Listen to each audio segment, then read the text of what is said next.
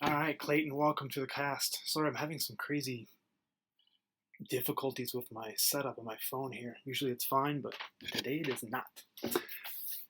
All right, yeah, so Jay's game was on last night. It was ridiculous. And it kind of ties into what I want to talk about today and how we're, a lot of times we are strength training and we're thinking we're doing everything right and we're not making gains and we're a little bit sore.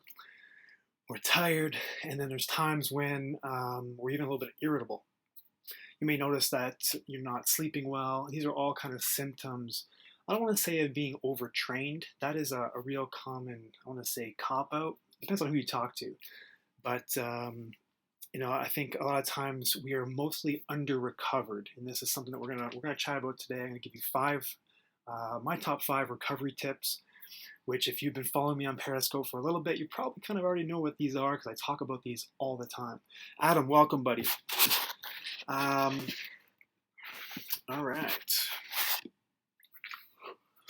Oh, so I'm a little bit tired, as you can see, and reason being is I had quite a tough workout today, and it stressed my nervous system quite a lot. So some things I'm going to be doing, some tips I'm going to be sharing with you to kind of, if this happens to you, what to look for and what you can do going forward to try to minimize your tiredness, your soreness, your fatigue, your irritability, possibly some insomnia there as well. Okay.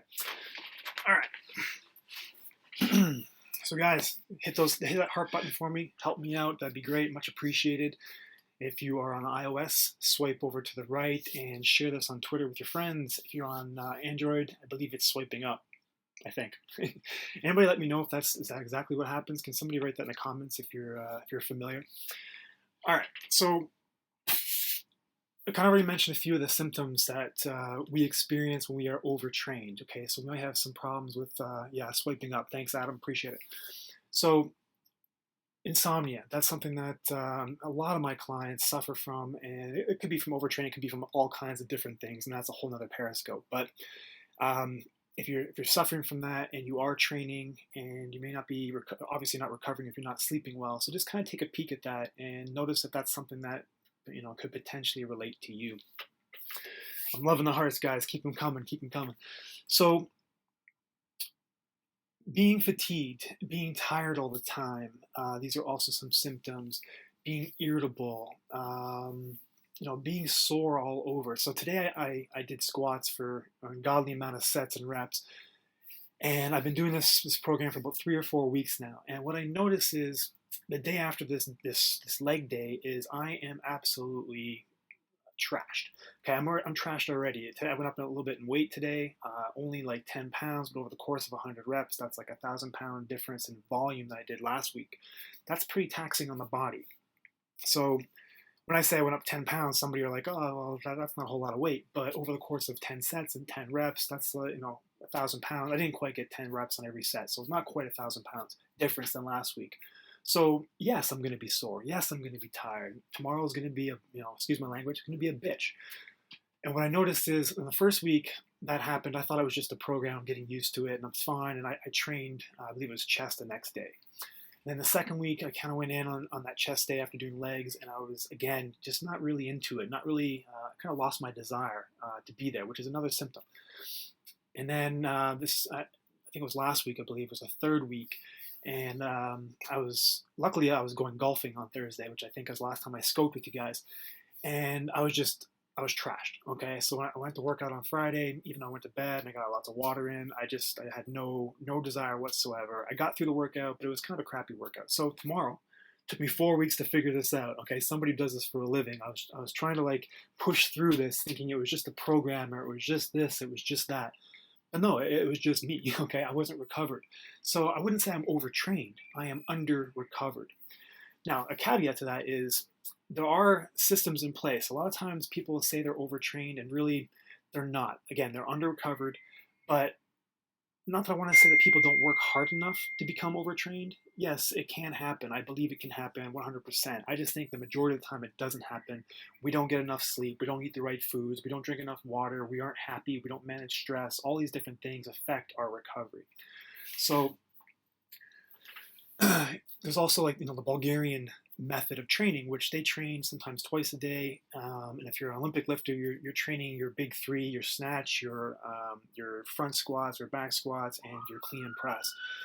Clayton asked how to over recover. No doubt, that's $1 million question. Um, you know what? Potentially, you could over recover. Maybe, maybe not. I don't know the science behind that, but I know that there's been days where I slept a lot, ate well, drank enough water, blah blah blah, and just kind of felt lethargic in the gym for other reasons. So I'm not sure if that can be possible, but I know where you're going with that, and I'm with you, man. Treat your sleep like gold. Okay, treat the food you put in your body like gold. Basically, treat your body like gold. Clayton says, no, I meant it in a good way. How do I yeah, no doubt. How do I optimally recover? I knew what you meant. I was just kind of going on a different tangent there. So yeah, we're going to get into some 5 tips here how to optimally recover, optimize recovery. And I just want to kind of finish off where I was going with that Bulgarian method is that, you know, these guys train and they are trying to get into that overreach phase or that overtraining phase so your body will eventually adapt.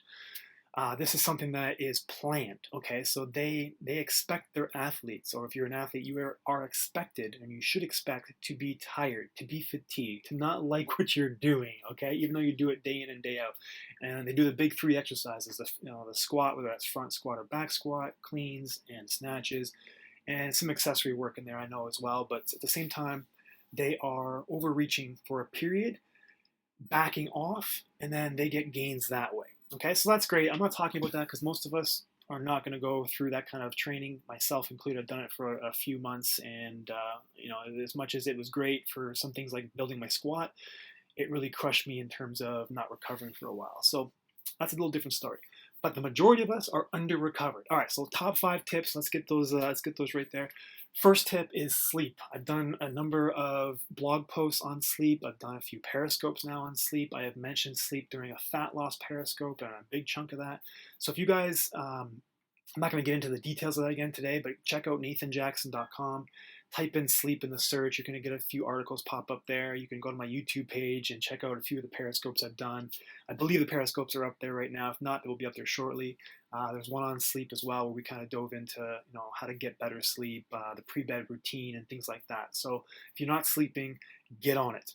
All right, next one is stress management. This could be a whole different, whole wide array of things. Okay, so what I'm really talking about here is deep breathing, meditation, and sleep again. Clayton says, I have trouble getting sleepy earlier on. I'd love to be able to crash by 10 p.m. Yeah, that's a great question. A lot of my clients were like, Nate, you tell us to go to bed by 10 p.m., but I still can't sleep, or I wake up and I'm not feeling rested. How come? And it's like, well, it's your pre-bed routine, or the chances are it's your pre-bed routine. A lot of my clients will close their computer or close their phone at like 9:59. Well, of course you're not going to fall asleep because your brain is still stimulated. Between blue light, between the actual information that you're giving your brain, whether that could be stimulating, that could be a part of your trouble there as well. So we've talked about pre-bed routine before. My pre-bed routine is sometimes taking a bath, preparing food for the next day. I make a kick-ass coffee crisp shake right now, so I make my coffee the night before. That way it chills in the fridge, and then I make my smoothie in the morning. And for those of you who are Canadian, know what Coffee Crisp is. It's a phenomenal chocolate bar. All right, so that's my breakfast. That's something that I do as my pre-bed routine. I also journal. Sometimes I read, but sometimes I fall asleep too fast if I do that. So everybody's a little bit different. All right. So stress management. We're talking things like deep breathing is key. It is probably the easiest thing you can do. Taking in a real big deep breath. I like box breathing personally. We take in a deep breath for like a 4 or 5 count. You hold that breath for a 4 or 5 count, and make sure that when you breathe in, you're filling your belly first and then your chest. As we breathe throughout the day, we're normally shallow breathers, and we breathe up in our chest too much, and that causes tension in our scalenes and our traps and everything else, and we kind of hunch over a little bit, and that causes a lot of tension and stress. So we want to avoid that because you're getting enough of that already. Breathe into your belly, and then second, breathe into your chest. Okay.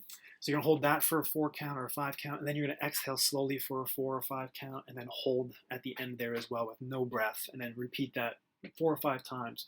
Great to do before bed. I think it was Clayton who asked that question. Great to do before bed. Helps you, calm your nervous system and get a better sleep as well. But you can do that anytime during the day, guys. You can do it.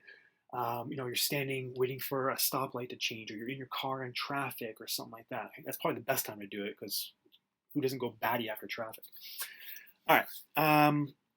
This next one is important. It's taking a deload week. Okay, so like I said, I'm on week 4 of my program. I'm going to take a week off at around week 8 or so from the program. I'm still going to do some other things. Right now, I'm not really big on anything else but golf at the time being, or for the moment, but that's not something that is going to replace my workout. At least not somebody for me. But maybe try swimming, or go take a martial arts class or something different. But I still want you to work out, just something a little bit different than what you're normally doing. That's a great way to do a detraining or a deload week.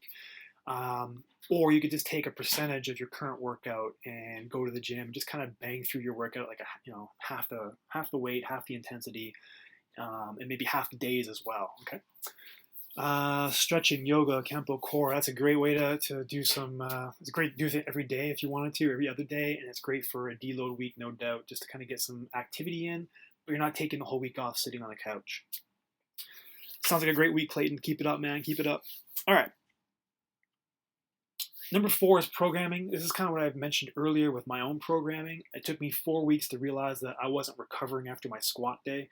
So for me, I'm not adding an extra rest day. I'm just rearranging or moving my rest days around. So I still take 3 rest days per week, but now I'm taking a rest day after my squat day. Okay, so that's just something about programming. If you're following a generic program from a magazine or something like that, these aren't tailored for you. Okay, so if you have issues with the magazine program, which I hope you do, because I don't want you following magazine programs, but if you are, just know that you have the final say. You can take an extra day off if you need it. Okay. All right, and finally, nutrition. This is the 5th tip. It's probably right there next to sleep as far as importance, but that's something obviously we can talk a lot about. I've done a few periscopes as well on this. I've also have a ton of information on my website about nutrition as well. So just type in nutrition, or type in trying to think what's a better word for nutrition on my website. Maybe like whole food, or 80-20 rule, or something like that. And if you're following an 80-20 rule, that's great, man. So if you're following 80% whole foods, 20% processed, you're gonna be just fine with that rule. So make sure you're fueling your workout, you're fueling your recovery. What are the best recovery foods? Hey man, that could be for anybody. Everybody's a little bit different. Obviously, I like salmon and other kind of fish oils, things like that help give you an EPA, DHA. That helps with inflammation. Fruits and vegetables are going to be phenomenal because they're high in antioxidants, so that's always a plus. After that, just making sure you're getting enough calories, I think, is key, and trying to get, like I said, 80-20 whole foods. Guys, if you have any other questions for me real quick, that's pretty much it on recovery today. I didn't really get into all the systems of the body that being, I don't want to say overtrained, but being fatigued affects. Obviously, if you're fatigued, you're not increasing in muscle mass. That's an issue. The story I gave you is more or less how overtraining or under recovery affects your neural system. Okay, your nervous system. It also affects your circulatory system, trying to clear out inflammation with through the blood and things like that. Also affects your skeletal system. So if you're weight training, obviously we know that's a good thing. But at the same time, if you're overtraining, potentially injuries can occur from osteoblasts and osteoclasts, more so osteoclasts, because you're not rebuilding bone. So anyway, that's real quick. If you guys have any other questions, or any questions that I missed on this, hit me up on Twitter, ask those. It's always great to get questions because it gives me information or ideas for Periscope. So again, thanks guys for the hearts. Thanks for sharing this. Until next time, have a great day.